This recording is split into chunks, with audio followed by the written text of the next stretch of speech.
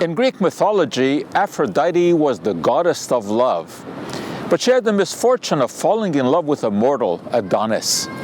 And one day Adonis was gored by a wild boar, and Aphrodite rushed to his aid. But as she was rushing, she ran through some bushes, and they were thorny, and she started to bleed. Well, her blood started to drip down, and it dripped down onto the flowers.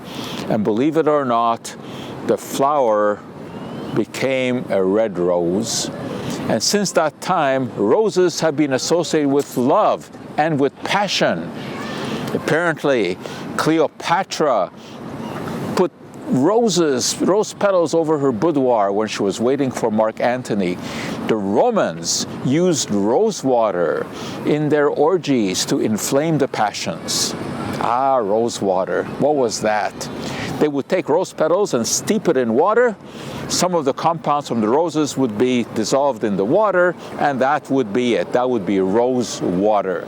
Although it didn't smell exactly like roses, because there are many compounds in roses that are not water soluble.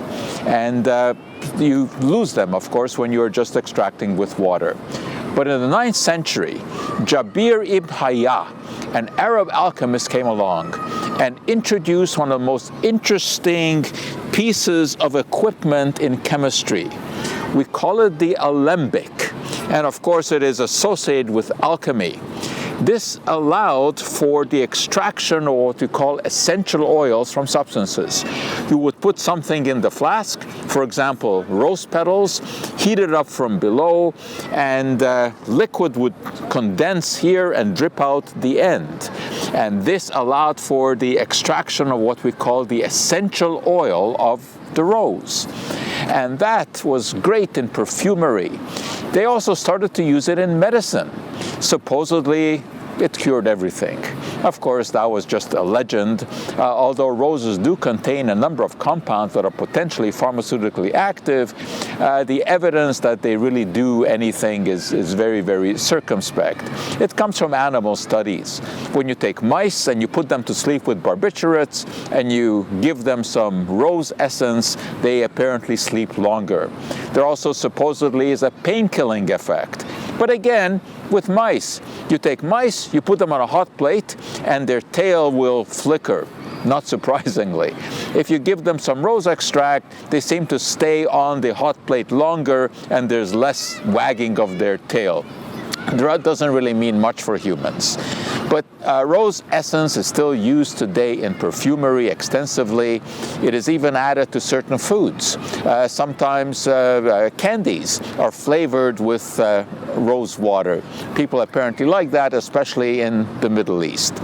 But aside from that, there really is no proper medicinal value for roses, but we still appreciate the smell, don't we?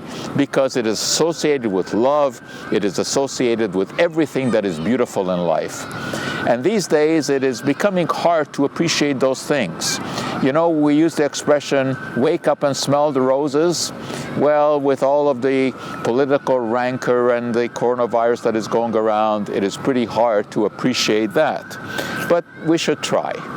And oh, the beautiful fragrance of a rose. And this one is real. It's time to wake up and smell the roses, and this one is for you.